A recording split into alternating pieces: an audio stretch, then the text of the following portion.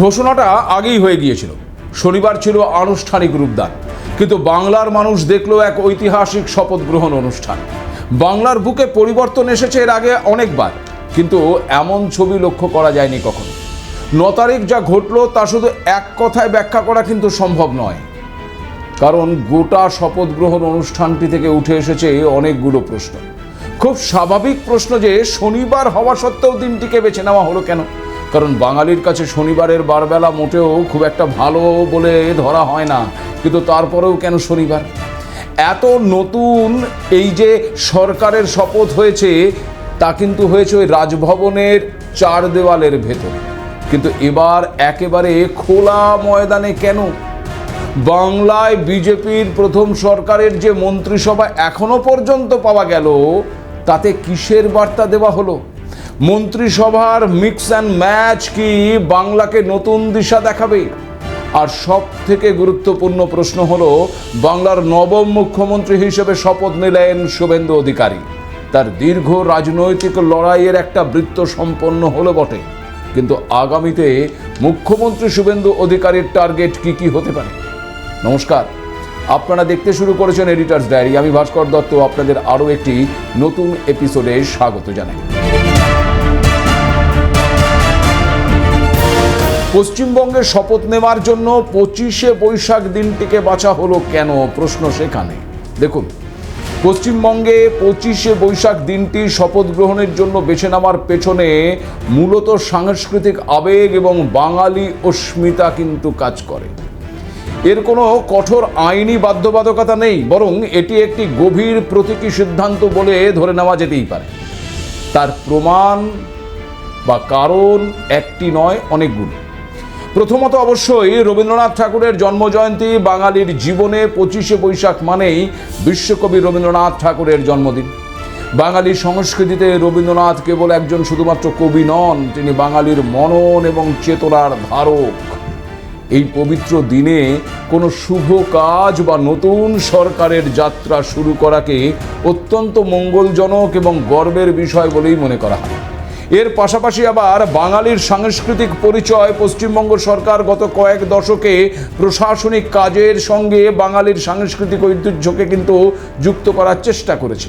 রবীন্দ্রনাথের আদর্শ এবং ঐতিহ্যের প্রতি শ্রদ্ধা জানিয়ে এই বিষয়টি, এই বিশেষ দিনটিকে বেছে নেওয়া হয়, যাতে সরকারের সূচনা লগ্নেই একটি ইতিবাচক এবং রুচিশীল বার্তা ওই জনমানসে পৌঁছে দেওয়া যায়।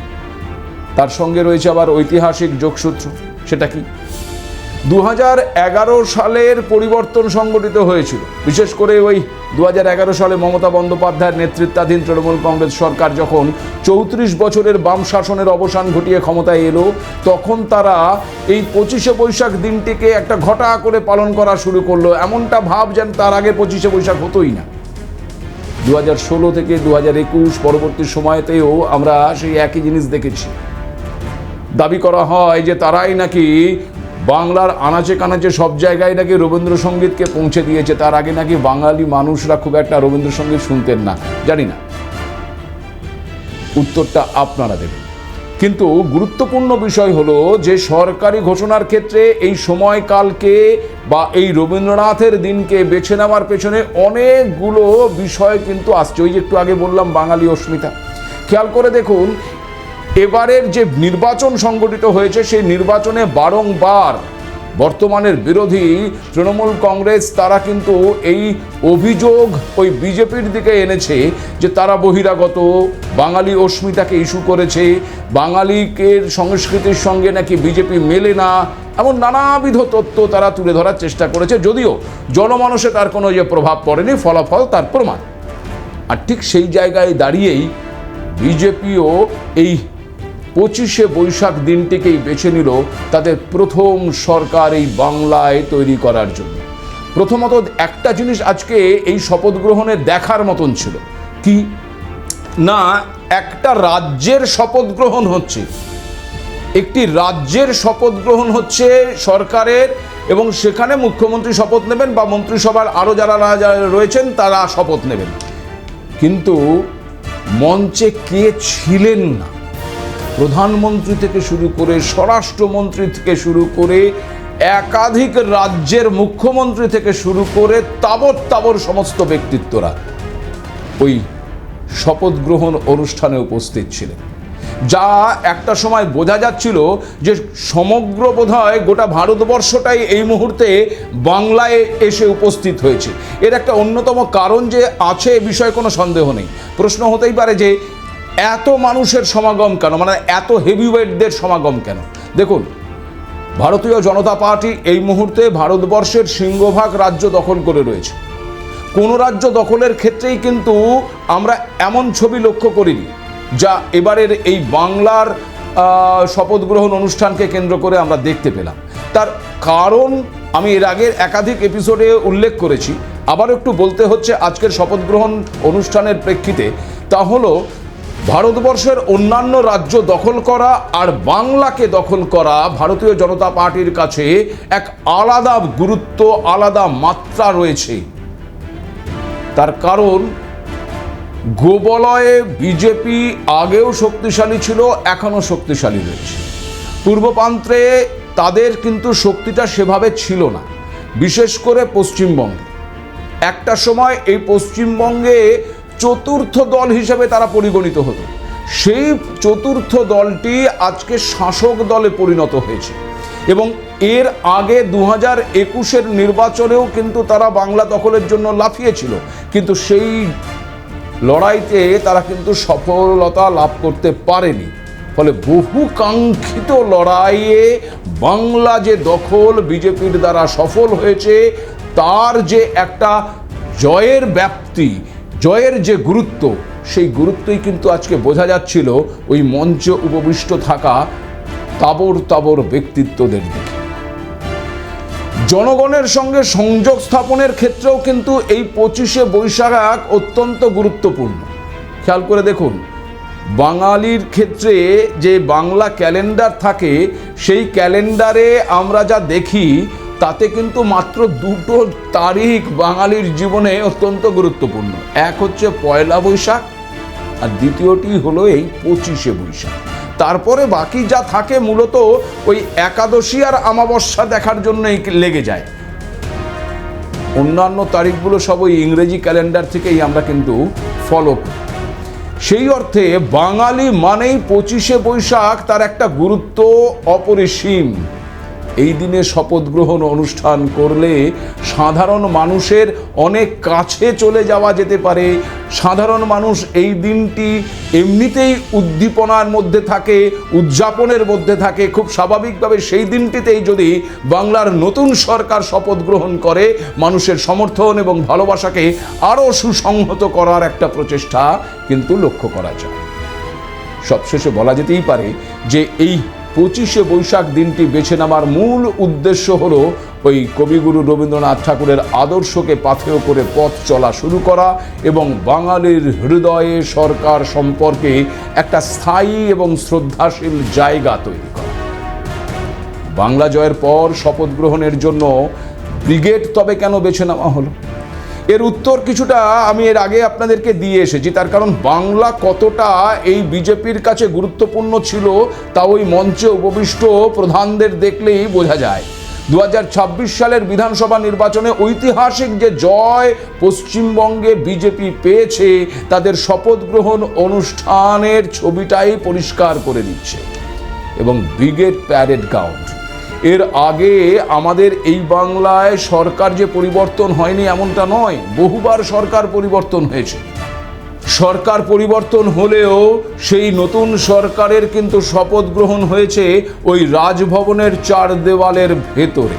এই প্রথম রাজভবনের চার দেওয়ালের বাইরে এসে ব্রিগেডের মতন বিশাল জনসমুদ্রে এই অনুষ্ঠান সংগঠিত হলো, যার পেছনে বেশ কিছু গুরুত্বপূর্ণ রাজনৈতিক এবং কৌশলগত কারণও কিন্তু রয়েছে।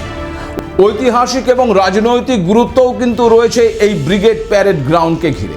কলকাতার এমন একটি ঐতিহাসিক স্থান এটি, যেখানে স্বাধীনতার আগে এবং পরে বহু যুগান্তকারী রাজনৈতিক সভা হয়েছে। জওহরলাল নেহরু থেকে শুরু করে শেখ মুজিবুর রহমান, বিখ্যাত সমস্ত রাষ্ট্র নেতারা এখানে জনসভা করেছেন। তাই এই মাঠে শপথ নেওয়া মানেই সেই বিশাল ইতিহাসের অংশ হয়ে যাওয়া এবং নিজেদের জয়ের গভীরতাকে আরও প্রমাণ করা। জনগণের স্বতঃস্ফূর্ত যে অংশগ্রহণ আজকে লক্ষ্য করা গেছে তা ছিল অভূতপূর্ব। রাজভবনের প্রেক্ষাগৃহে অল্প কিছু আমন্ত্রিত অতিথিদের মাধ্যমেই এই শপথ গ্রহণ অনুষ্ঠান দেখে এসেছে মানুষ, কিন্তু ব্রিগেডে বেছে নেওয়ার পেছনে মূল কারণ হলো সাধারণ মানুষকেও এই শপথ গ্রহণে যুক্ত করে নেওয়া। কয়েক লক্ষ মানুষের উপস্থিতিতে শপথ নিয়ে সরকার এই বার্তাটাই কিন্তু দিতে চাইল যে এটা জনগণের সরকার এবং তাদের এই জয় মানুষের স্বতঃস্ফূর্ত সমর্থনের ফল। আর সেই সঙ্গে রয়েছে শক্তি প্রদর্শন। ব্রিগেড হলো বাংলার রাজনীতির মানদণ্ড।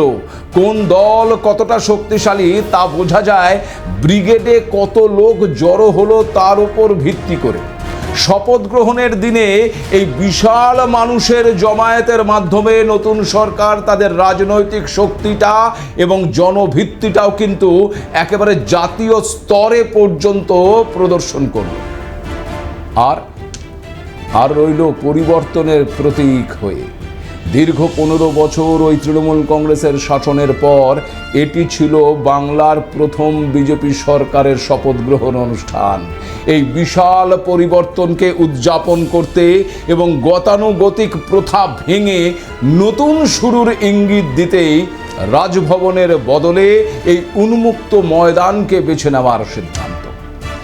বাংলায় বিজেপির প্রথম সরকারের যে মন্ত্রিসভা এখনো পর্যন্ত পাওয়া গেছে তাতেও কিন্তু এক গভীর বার্তা দেওয়া হয়েছে। কি সেই বার্তা? মন্ত্রিসভায় মিক্স অ্যান্ড ম্যাচ কি বাংলাকে নতুন দিশা দেখাবে? আর সব থেকে গুরুত্বপূর্ণ প্রশ্ন হলো, বাংলার নবম মুখ্যমন্ত্রী হিসেবে শপথ নিয়েছেন শুভেন্দু অধিকারী। তার দীর্ঘ যে রাজনৈতিক লড়াই, সেই রাজনৈতিক লড়াইয়ের একটা বৃত্ত কিন্তু সম্পন্ন হয়ে গেছে আজকে। কিন্তু আগামীতে মুখ্যমন্ত্রী শুভেন্দু অধিকারীর টার্গেট কি হতে পারে, সেই লড়াই কতটা কঠিন হতে পারে। বিজেপির প্রথম মন্ত্রিসভায় মিক্স অ্যান্ড ম্যাচ একটা কিন্তু বিষয় লক্ষ্য করা গেছে। আপনারাও নিশ্চয়ই সেটা খেয়াল করেছেন। 2026 সালে বাংলায় গঠিত বিজেপির প্রথম মন্ত্রিসভায় এই মিক্স অ্যান্ড ম্যাচ ফর্মুলাটি ব্যবহার করা হয়েছে অত্যন্ত সুপরিকল্পিতভাবে। প্রশ্ন হচ্ছে কি এই মিক্স অ্যান্ড ম্যাচ, তাই তো?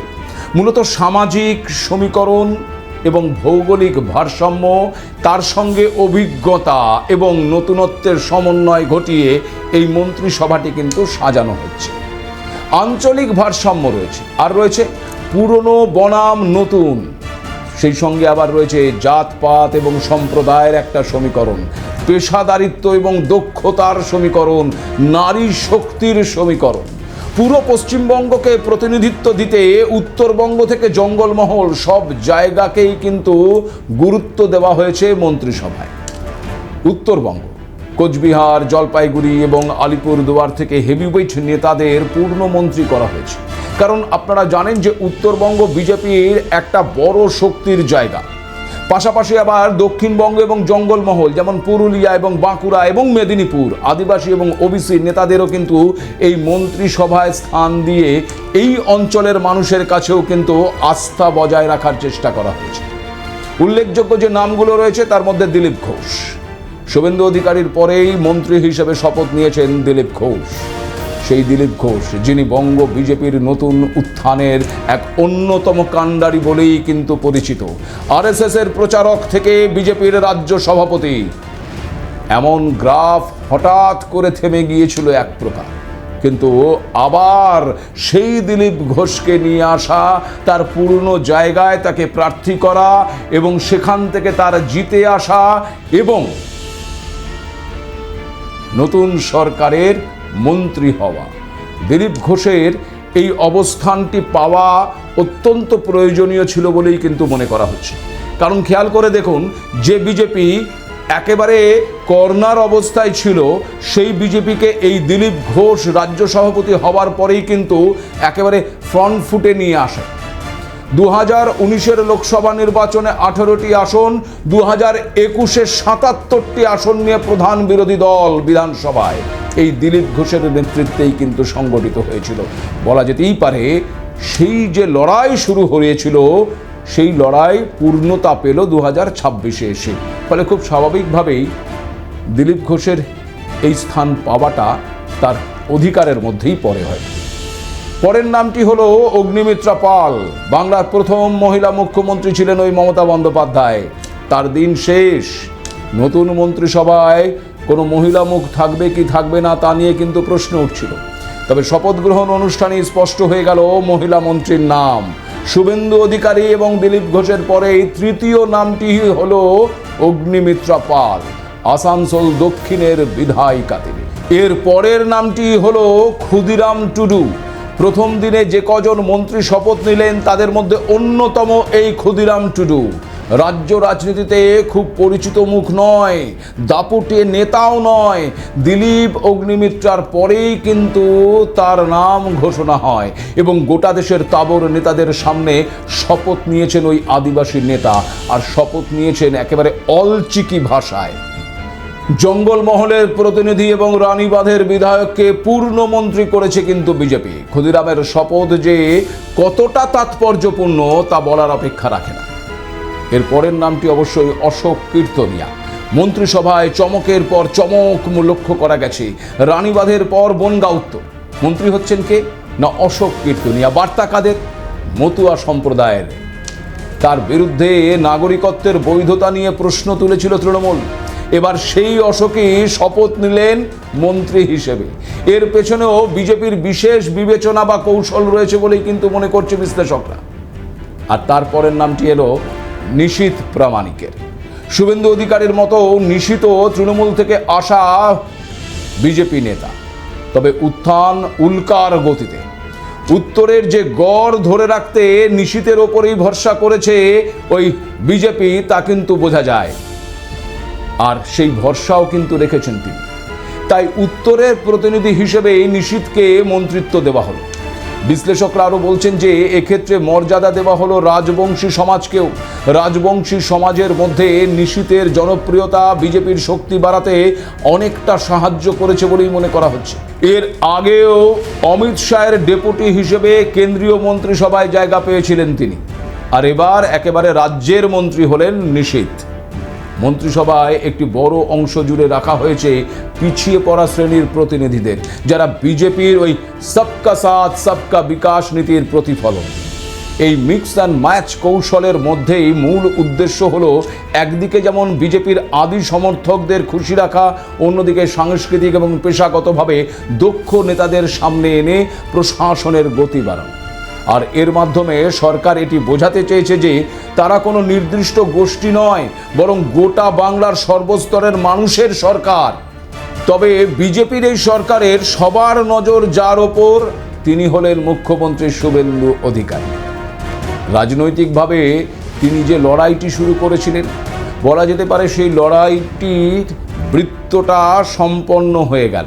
ভোটের লড়াইয়ে তিনি জয় পেয়েছেন, জয় এনে দিয়েছেন, এবং একটি জায়গা থেকে নয়, দুটি জায়গা থেকে মমতা বন্দ্যোপাধ্যায়কে হারিয়েছেন।